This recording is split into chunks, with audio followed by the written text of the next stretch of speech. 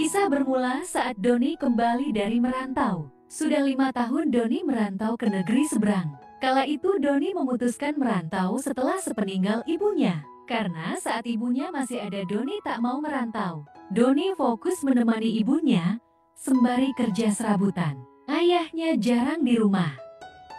Prapto ayah Doni hanya sibuk hura-hura di luar sana. Tak peduli kondisi Doni dan istrinya yang sedang sakit. Doni menyimpan banyak kemarahan pada Prapto. Tapi Doni berusaha cuk saja kepadanya. Mungkin dulu Doni takut kepada Prapto. Tetapi sekarang Prapto takut kepada Doni.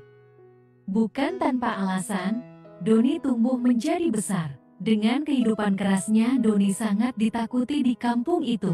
Doni laki-laki berbadan tegap, dengan otot yang besar-besar. Sedangkan Prapto, laki-laki tua, yang tak punya tenaga. Sesampainya Doni sampai rumah, dia dikejutkan oleh Cindy. "Maaf, cari siapa?" tanya Cindy. "Hah? Kamu yang siapa? Ngapain kamu di sini?" tanya balik Doni. Cindy merasakan bingung. "Aku Cindy, pemilik rumah ini," ujar Cindy. Doni pun tertawa mendengar ucapan Cindy itu. "Pemilik," ucap Doni dengan nada tegas. "Gila kamu," imbu Doni sambil masuk ke dalam.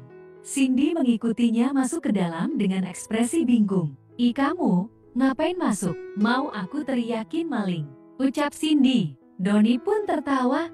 "Teriak aja," jawab Doni. Cindy yang merasa bingung, keluar dari rumah dan menceritakan kejadian ini pada tetangganya.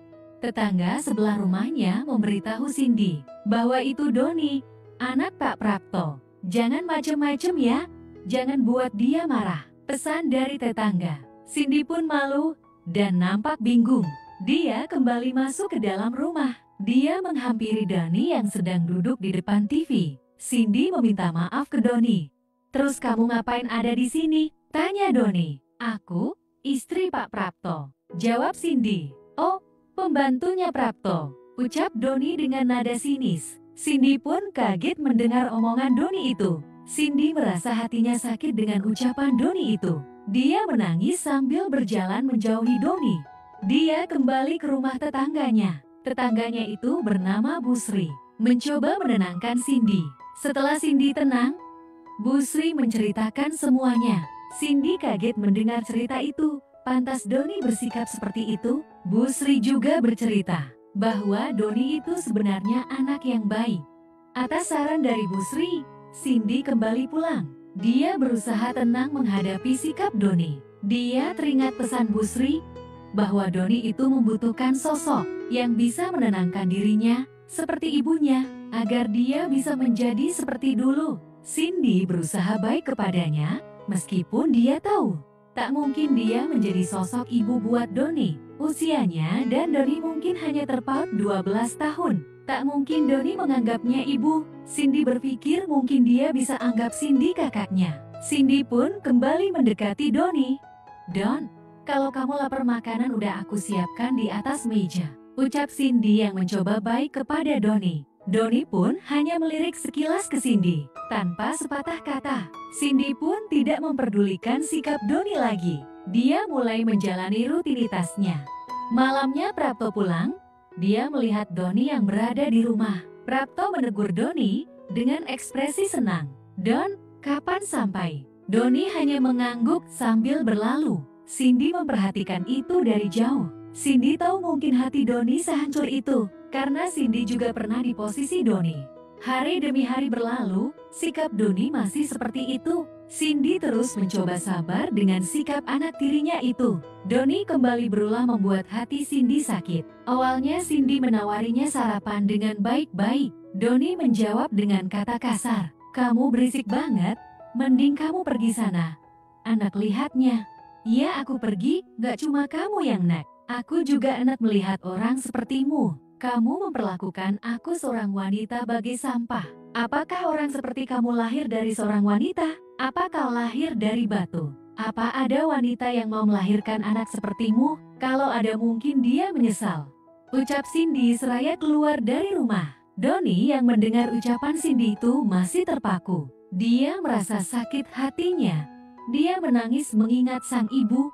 Dia mengingat nasihat-nasihat ibunya. Ibunya pernah berpesan bahwa suatu saat Doni besar, jangan pernah menyakiti hati wanita. Cukup ibu yang begini. Doni berdiri dan mencoba mencari Cindy. Ternyata Cindy duduk di samping rumah dan menangis sesenggukan. Doni menghampiri Cindy. "Maafkan aku," ucap Doni penuh penyesalan. Cindy pun hanya melihat ke arah Doni tanpa terucap kata. "Maafkan aku," ucap Doni mengulangi ucapannya. Cindy menganggukkan kepalanya dalam kondisi menangis. Doni terlihat lega mendapatkan maaf dari Cindy. Saat Doni akan pergi, Cindy menahannya. "Aku belum selesai. Ada syaratnya jika mau dimaafkan," ucap Cindy. Doni pun melihat ke arah ibu tirinya itu. "Apa?" tanya Doni. "Temani aku sarapan," ucap Cindy. Doni pun mengangguk, menerima syarat dari ibu tirinya itu. Mereka sarapan berdua. Sesekali Cindy mengajak Doni bicara. Mereka tampak akrab di sana. Doni akhirnya mau berkenalan dengan Cindy. Tapi Doni bilang, dia tak akan pernah menganggapnya ibu. Karena buat Doni, ibu Doni hanya ada satu. Cindy pun menjawabnya dengan candaan. "Aku juga nggak mau kamu anggap ibu. Masa iya? Anakku seumuran." Ucapan itu pun diiringi canda tawa. Keduanya kini akrab. Namun saat ada Prapto, Doni kembali diam. Cindy memaklumi sikap Doni itu. Mungkin luka masa lalunya belum hilang. Berjalan waktu hubungan mereka semakin akrab. Sudah seperti adik dan kakak. Doni adalah adik yang baik menurut Cindy. Dia selalu menuruti permintaan Cindy. Membantu masak, bersih-bersih, dan lain-lain. Tapi ada sebuah hal yang tidak mengenakan. Terdengar gunjingan salah satu tetangga. Cindy terlihat sedih. Doni pun menghampiri Cindy dan menanyakan kepada Cindy apa yang terjadi. Cindy pun menceritakan gunjingan warga. Doni tak ambil pusing. Dia mengambil tasnya. Dia menuju rumah tetangganya itu. Doni menaruh semua peralatannya. Doni tinggal di sana. Kalau ada yang mengeluh, memukulnya, Doni begitu arogan di sana. Warga pun meminta maaf. Doni berpesan di hadapan semua tetangganya. "Gue tak pernah iseng ke kalian. Jangan bikin ulah dengan gue. Sekali lagi kalian ada yang iseng, akan lebih dari ini," ucap Doni. Warga pun tertunduk melihat amarah Doni. Doni pun pulang. Melihat keberanian Doni, Cindy menangis. Doni menghampirinya. "Kamu kenapa menangis?" tanya Doni. Cindy pun berucap, coba kalau dari dulu dia kenal Doni, mungkin dia tak jeti seperti ini.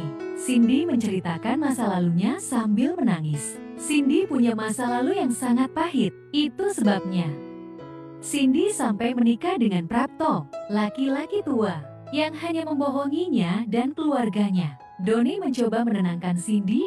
Doni janji tak akan ada yang akan menyakiti Cindy lagi. Di momen itulah, keduanya terbawa suasana. Tangis, haru, senang, semua bercampur aduk menjadi sebuah momentum. Kegiatan kreativitas berkreasi pun mulai dilaksanakan. Kreativitas menghasilkan sebuah kreasi kreatif, merubah semua rasa menjadi kebahagiaan. Senior pun berusaha membimbing juniornya agar dapat momen pas. Semua terjadi begitu saja. Doni adalah sosok yang kaku.